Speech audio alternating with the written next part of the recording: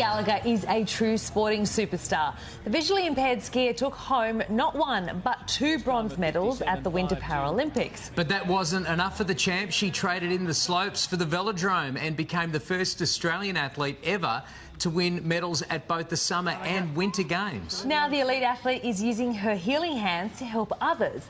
With 1/3 of Aussies living with pain, Jessica knows all too well the toll that it can have on our bodies. And Jessica Gallagher joins us live from Melbourne. Hi, Jess. Good to see you again. Look, what an incredible career. Did you ever think you would have so much success at both the Summer and Winter Paralympics?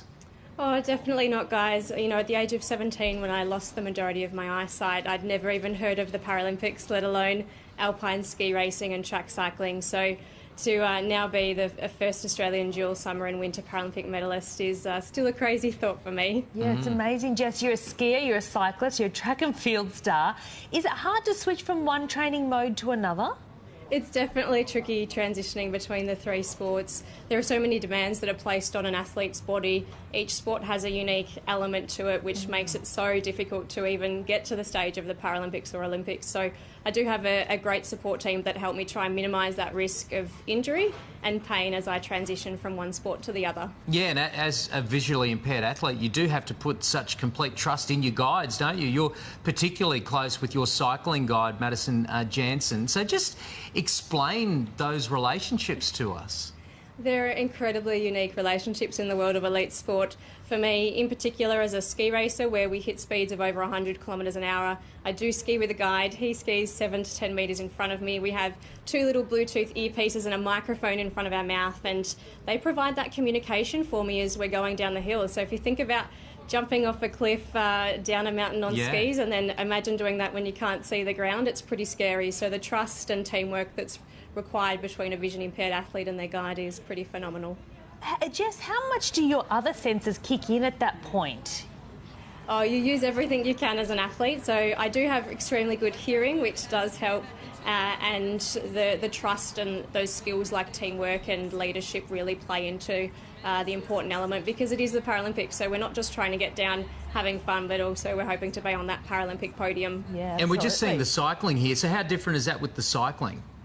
Well, with the cycling, it's a tandem bike, so Maddie and I are actually connected through a tandem frame, which is quite different to the ski racing. Maddie provides all the communication to me, but I actually feel through the pedal stroke. So rather than Maddie talking to me like my ski guide Eric does, it's my job to react as quickly as possible to the power that Maddie puts down if we're making a move against another team. Wow. Jessica, this week you're supporting a cause that is close to your heart, Osteopathy Awareness Week. How debilitating can chronic pain be for elite athletes like yourself? Well, chronic pain, it can be debilitating for not just elite athletes, but anybody really. We know that 1 in 5 GP consultations does involve talking about chronic pain, and we only need to think about the limitations it can have on our quality of daily life. It's complex, it's multifactorial, and it's really not a lot of fun for anybody. No. Yeah, it's not just athletes, that's right, isn't it? It's everyone. So what kind of implications can this sort of pain have on everyday people? Well, 1 in 3 Australians have pain, and if we think about our own personal experiences, I know that if I've had back pain or a sporting injury, that it can really challenge you both physically and mentally, and so pain is just something that we're always trying to eradicate, and one of the reasons why I love being an osteopath and hoping to try and help others who might be experiencing pain and other issues. Yeah, as if you're not enough of an overachiever. As you said, you're a professional osteopath yourself. How rewarding is that for you? Oh, I love being an osteopath. It's a real privilege to be able to help people become the best versions of themselves. And this Osteopathy Awareness Week, it's a wonderful opportunity for our profession to help continue educate the public about who we are, what we do, our scope of practice. So we're asking all Aussies to give osteo a go. So if you've never seen one before, jump online and visit osteopathy.org.au, and you can find your local osteopath. Yeah, and you're great to lend your time to this cause, because you've barely come up for air. You've just finished competing at the Worlds, is that right? So you're still actively competing and gearing up for the next Paralympics?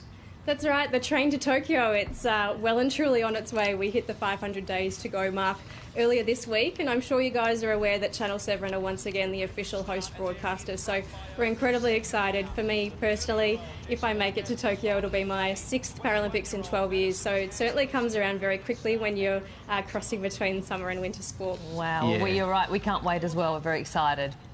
Good on you, Jess. Great to talk to you once again today. Thanks, Jess. Thanks, guys. And for more information on National Osteopathy Awareness Week, all the links are over on our website. That's dailyedition.com.au.